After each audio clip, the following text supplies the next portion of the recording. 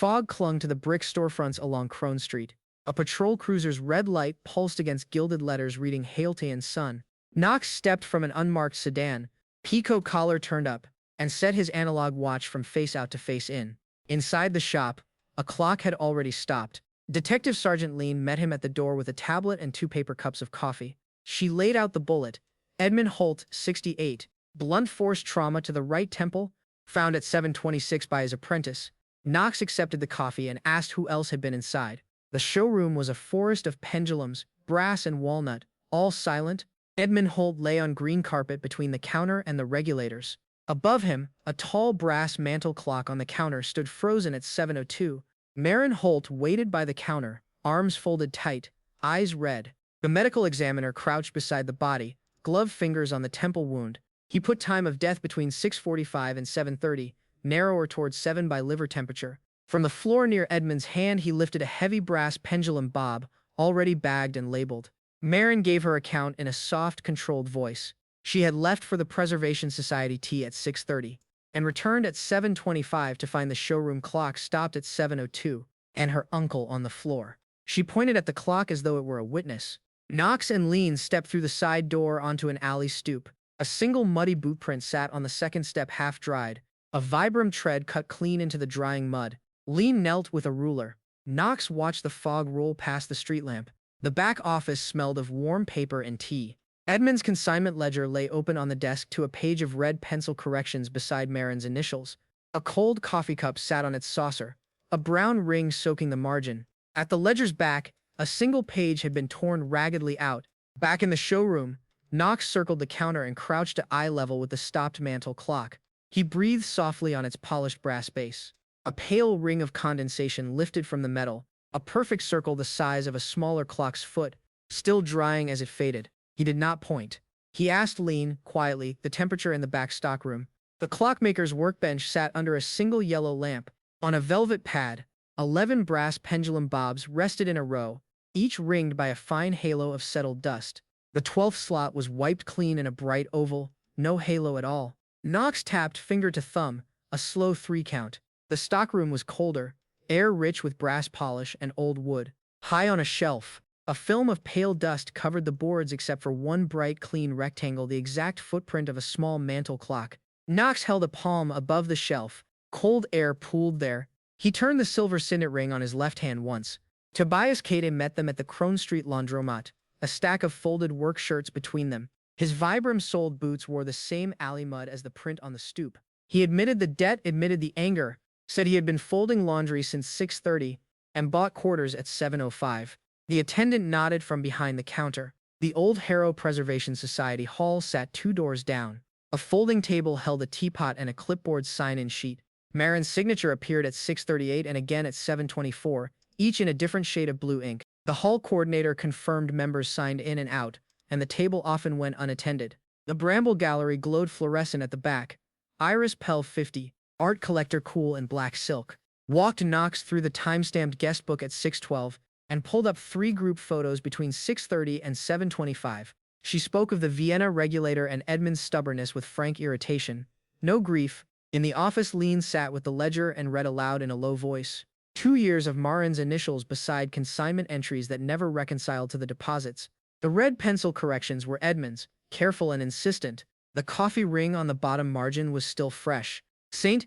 Aldrich's Chapel sat 3 blocks north, candle smoke and brass. Reverend Linus Calder leaned on a polished cane and spoke softly about the chronometer Edmund had promised the church. He had led Vespers from 6:30 to 7:15. 12 parishioners had signed the prayer sheet. Nox thanked him. Back at the shop, Marin offered more detail without being asked. She mentioned the counter clock again and said her uncle had wound it daily at 6. The 7:02 stop, she said, must mark the blow. Nox repeated the words, flat, and turned his watch face out, then face in. On the sidewalk, Leen flipped back through her phone shots of the sign-in sheet and frowned. The 2 ink colors bothered her. The coordinator had definitely been away from the table from about 6:50 to 7:20. Nox nodded, eyes on a back-shelf clock through the shop window. Nox returned alone to the workbench and the counter. He stood between the bright wiped oval on the velvet pad and the stopped brass clock. He breathed on the brass base a second time. The ring lifted again, fainter but still a perfect circle. His eyes moved slowly toward the stockroom door. On a high-back shelf behind the working pendulum sat a soot-darkened mantel clock that no longer ran. Its hands had stopped at 11:47.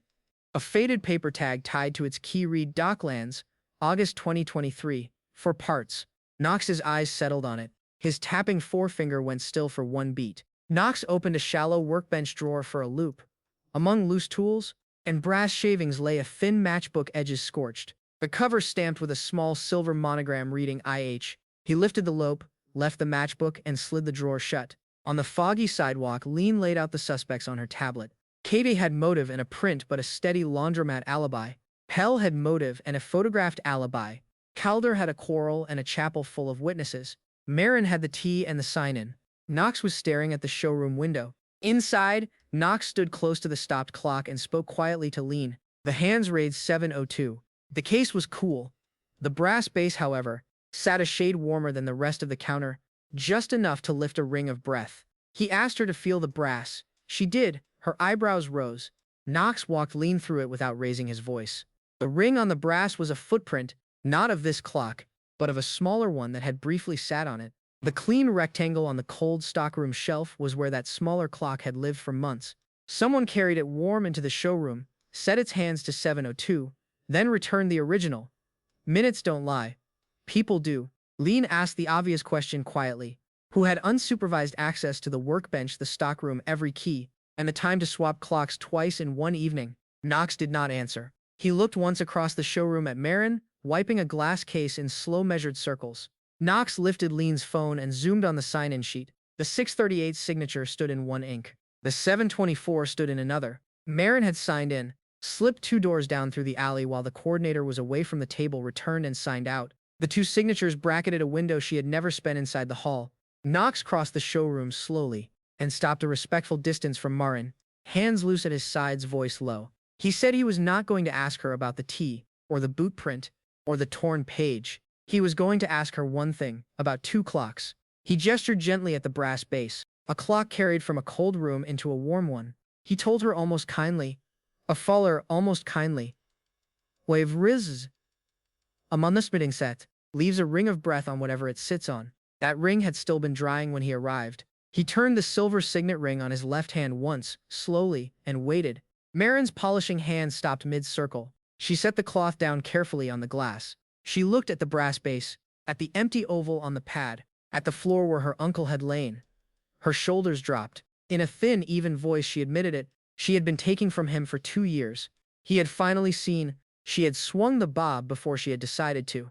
Leen read Marin her rights at quiet volume and unclipped her own cuffs without hurry. Marin offered her wrists. The mantel clock on the counter still stood at 7:02. Nox lifted it gently from the counter and turned it. The second ring of breath had fully faded.